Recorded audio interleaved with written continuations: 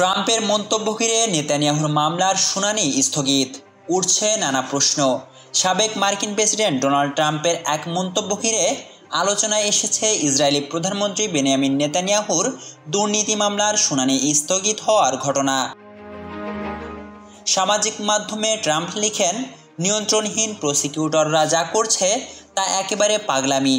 তিনি আরও বলেন, যুক্তরাষ্ট্র যেহেতু ইসরায়েলকে বহু বিলিয়ন ডলারের সাহায্য দেয়, তাই এমন আচরণ মেনে নেওয়া যায় না।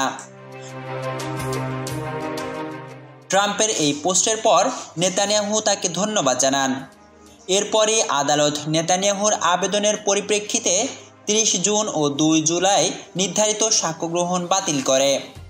যদিও আদালত নিরাপত্তাজনিত কারণ দেখিয়ে শুনানি স্থগিত করেছে, কিন্তু ট্রাম্পের মন্তব্যের কোনো প্রভাব পড়েছে কিনা তা নিয়ে এখন আলোচনা চলছে।